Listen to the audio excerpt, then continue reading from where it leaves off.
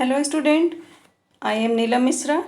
Today we are going to study Footprint Without Feet, written by H.G. Wells. This is the first part of this chapter. In this story we have to read and find out, can a man become invisible? This is the story of a scientist who discovers how to make himself invisible. Does he use or misuse his discovery? ये कहानी एक scientist की है जो खुद को ही invisible कर लेता है। उन्होंने एक खोज की कि एक व्यक्ति वो खुद इनविजिबल हो सकता है। उनकी इस खोज का यूज़ हुआ या मिस यूज़ हुआ, ये सब हम इस स्टोरी में पढ़ेंगे। चलिए हम आगे पढ़ते हैं। The two boys started in surprise at the fresh muddy imprints of a pair of bare feet. Bare feet होता है नंगे पाँव। दो लड़के बहुत ही ध्यान से सरप्राइज होकर के देख रहे थे। कुछ पैरों के निशान उन्हें दिखाई दे रहा था जो कीचड़ से भरे हुए थे। What was a barefooted man doing on the steps of a house in the middle of London? London city में बीचों बीच में एक घर में ये नंगे पाँव वाला आदमी सीढ़ियों पर क्या कर रहा था? And where was the man? और वो आदमी कहाँ था? जिसके निशान दिख रहे थे पैरों के, वो आदमी कहाँ था और वो सीढ़ियों पर क्या कर रहा था? As they gazed, a remarkable sight met their eyes. Gazed means होता है बहुत ही ध्यान से देखना। वो बहुत ही ध्यान से देख रहे थे तो उनकी आंखों को एक ही रिमार्केबल साइट देखने को मिला, एक ऐसे असाधारण कुछ उन्हें दृश्य देखने को मिला। A fresh footmark appeared from now here. वो पैरों के निशान ये नहीं पता चल रहे थे कि किसके हैं और कैसे बन रहे हैं, पर वहाँ पर एक निशान, एक के बाद एक निशान बनते जा रहे थे, पैरों के निशान। Further footprints followed one after another descending the steps and progressing down the street. एक के बाद एक पैरों के निशान ऐसे बनते चले जा रहे थे और वो सीढ़ियों से नीचे की ओर जा रहे थे।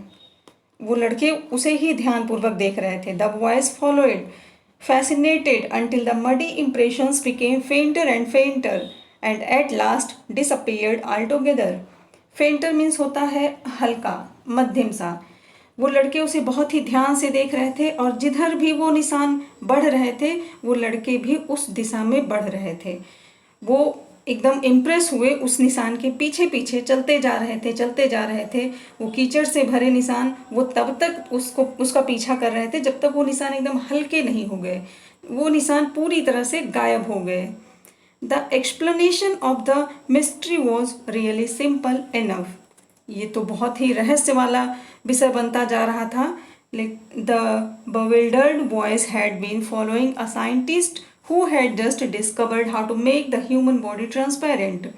वो सरप्राइज हुए लड़के, bewildered means आप जान लीजिए होता है हक्का बक्का, सरप्राइज हो जाना। तो वो जो लड़के थे वो उस साइंटिस्ट का पीछा ही कर रहे थे। ये जो पैरों के निशान बन रहे थे ये एक साइंटिस्ट के थे। उन्होंने अभी अभी ऐसा खोज किया था कि ह्यूमन बॉडी को हम ट्रांसपेरेंट बनाया जा सकता है, हम बना सकते हैं। उन्होंने अभी इसी की खोज की थी कि ह्यूमन बॉडी को कैसे पारदर्शी बनाया जा सके, और वो लड़के उसी वैज्ञानिक के पैरों के निशान उसी का पीछा कर रहे थे। ग्रिफिन द साइंटिस्ट, ये जो साइंटिस्ट हैं जिन्होंने ये खुद डिस्कवर किया है, इनका नाम था Griffin. had carried out experiment after experiment to prove that the human body could become invisible. Scientist ने एक के बाद एक ऐसे कई प्रयोग कर रखे थे। इन्होंने ये प्रूव कर दिया कि मानव शरीर को, ह्यूमन बॉडी को हम ट्रांसपेरेंट बना सकते हैं, हम बॉडी को इनविजिबल कर सकते हैं।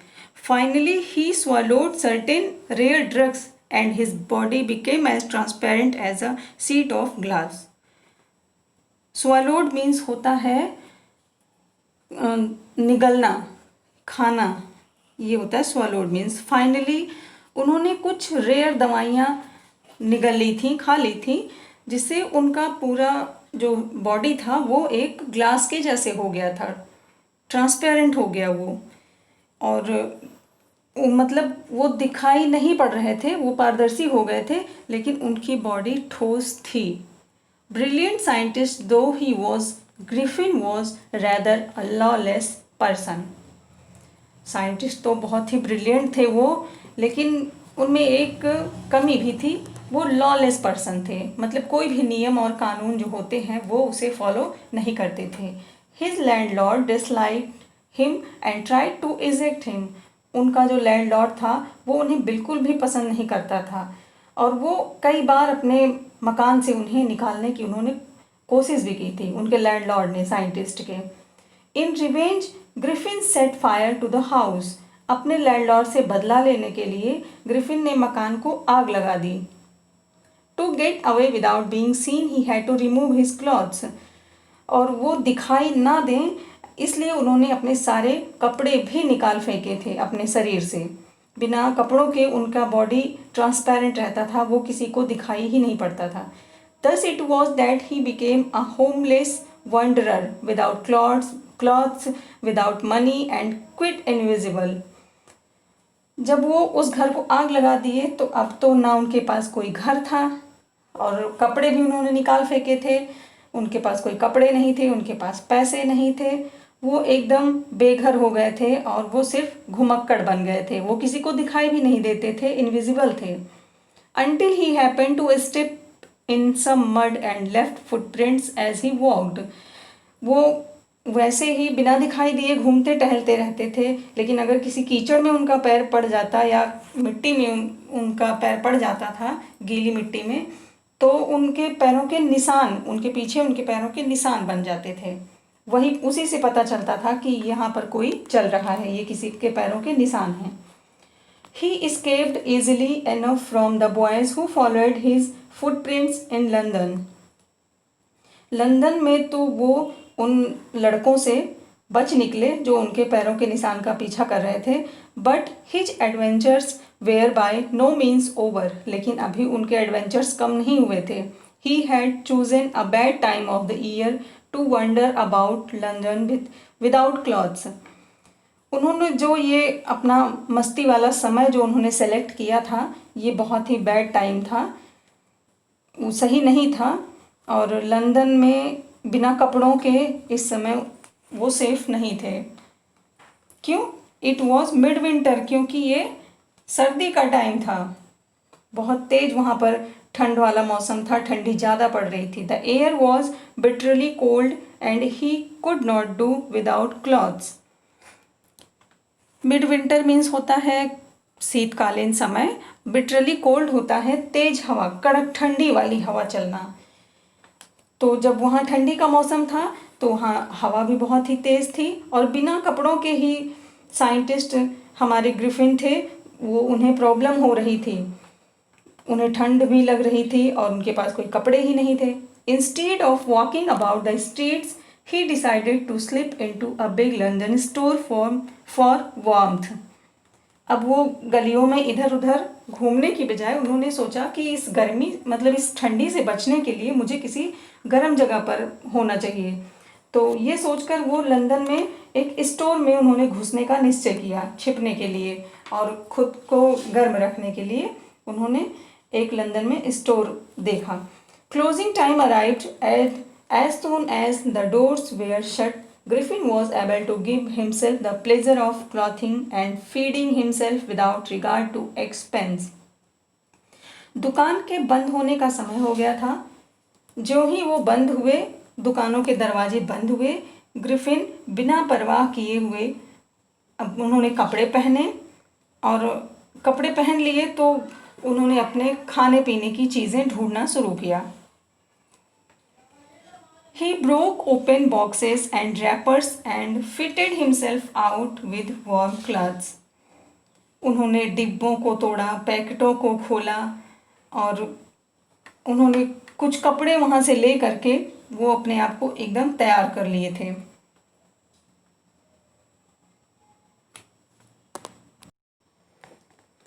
साइंटिस्ट ग्रिफिन, उन्होंने जैसे देखा था कि यहाँ पर सब दुकानें बंद हो रही हैं, तो उनके मन में ये ख्याल आया कि मैं कपड़े पहन लूँ, तो मैं ठंड से भी बच सकता हूँ और मुझे कुछ खाने को भी मिल सकता है। तो ये सोचकर तो वो उस स्टोर में घुस गए। फिर वहाँ उन्होंने डिब्बों पैकेटों ऐसे तोड़ा और फिर खोल करके उनमें से गर्म कपड़े अपने लिए निकाले, उसे पहनकर वो पूरे तैयार हो गए।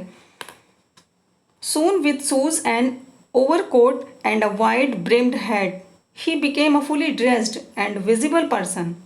जल्दी ही उन्होंने जूते, ओवरकोट और एक टोपी लगाई जिसका साइड का जो किनारा होता है ये बहुत ही चौड़ा था। ऐसे उन्होंने ड्रेसअप किया, पहन लिया और वो एक नज़र आने वाले इंसान के जैसे दिखने लगे। In the kitchen of the restaurant he found cold meat and coffee. उस रेस्टोरेंट के किचन में उन्हें मीट मिला जो कि एकदम कोल्ड हो चुका था और कॉफ़ी मिली, तो उन्होंने उसे खाया पिया। And he followed up the meal with sweets and wine taken from the grocery store. Grocery की दुकान से उन्होंने स्वीट्स कुछ लिया, वाइन लिया, उन्होंने उसको भी खाया और वाइन पिया। Finally he settle down to sleep on a pile of quilts. Final में वो सोने के लिए एक गद्दों का ऐसे ढेर था, उस पर वो जाकर के लेट गए। If only Griffin had managed to wake up in good time, all might have been well. अगर ग्रिफिन सही समय पर उठ जाते, जग जाते, तो सब कुछ ठीक रहता। As it was, he did not wake up until the assistants were already arriving next morning. परंतु ऐसा हुआ ही नहीं, वो जागे ही नहीं समय पर और सारे दुकान वाले, उनके कर्मचारी नेक्स्ट मॉर्निंग सब आने लगे थे। When he saw a couple of them approaching, he panicked and began to run. जब उनकी आँख खुली तो उन्होंने देखा कि उनकी तरफ दो लोग आ रहे हैं। वो पैनिक्ड हो गए। पैनिक मीन्स होता है घबराना। वो घबरा गए और इस घबराहट में वो भागने लगे, उन्होंने दौड़ना शुरू कर दिया। दे नेचुरली गेव चेज, और नेचुरली वो जो आ रहे थे आदमी लोग वो उनका पीछा करने लगे। In the end he was able to escape only by quickly taking off his newly found clothes. अब जब उन्होंने देखा कि वो लोग मेरे पीछे पड़े हुए हैं तो उन्होंने खुद को बचाने के लिए अपने जो उन्होंने नए नए कपड़े जो पहन रखे थे सर्दी से बचने के लिए, उन्होंने तुरंत उसको उतार उतार कर फेंकना शुरू कर दिया खुद को बचाने के लिए। So once more he found himself invisible but naked in the chill January air. इस तरीके से तो उन्होंने स्वयं को इनविजिबल कर लिया, वो खुद गायब हो गए, लेकिन वो इस जनवरी की ठंड हवा में और वो भी बिना कपड़ों के ऐसे बिल्कुल नेक्ड हो गए थे। इस वजह से उन्हें ठंड भी लग रही थी। This time he decided to try the stock of a theatrical company in the hope of finding not only clothes but also something that would hide the empty space above his shoulders. ऐसे समय में उन्होंने सोचा कि हम चलते हैं किसी नाटक कंपनी स्टोर की तरफ देखते हैं जहाँ पर हमें कुछ ऐसे कपड़े मिल जाएंगे जिससे गर्दन से ऊपर भी हम ढक सकें। Shivering with cold he hurried to Drury Lane, the center of the theatre world. ये चीज़ सोच करके ग्रिफिन ने ऐसी उम्मीद लगाई कि कुछ अच्छे कपड़े मिल जाएंगे जिससे मैं पूरी तरह से ढक जाऊंगा, तो वो ठंड से कांपते हुए ड्ररी लेन की तरफ भाग लिए दौड़े। ये ड्ररी लेन क्या था? ये नाटक भंडार का सेंटर था, जो सारे नाटक ड्रामा होते हैं ये पूरा सेंटर कहलाता। ही सून फाउंड अ सूटेबल शॉप। जैसा कि वो सोच रहे थे ठीक उन्हें वैसे ही एक सूटेबल शॉप मिल गई, अच्छी सी शॉप मिल गई। He made his way invisible upstairs and came out a little later wearing bandages round his forehead, dark glasses, false nose, big bushy side whiskers and a large hat. वो invisible होकर सीढ़ियों से ऊपर गए और थोड़ी ही देर में उन्होंने अपने फॉरहेड के पास अपने सर के बगल से ऐसे बैंडेज लपेट रखा था, ब्लैक कलर का चश्मा लगा रखा था और उन्होंने एक नकली नाक लगा ली, बड़ी बड़ी मूछें और एक बहुत बड़ा सा हैट उन्होंने पहन लिया जिसके साइड निकले हुए थे, किनारे उसके गोल गोल से पूरे निकले हुए थे। To escape without being seen, he callously attacked the shopkeeper from behind, after which he robbed him of all the money he could find. दुकानदारों से बचने के लिए, दुकानदार उन्हें देख ना पाए, इससे बचने के लिए वो धीरे से निकल ही रहे थे, फिर उन्होंने अचानक से शॉपकीपर पर अटैक कर दिया पीछे की तरफ से, और वो उस दुकानदार से जितना भी पैसा हो सकता था उन्होंने उससे लूट लिया। उन्होंने दुकान ही लूट ली और वो पैसा ले करके वो भाग गए। Thank you for watching this video.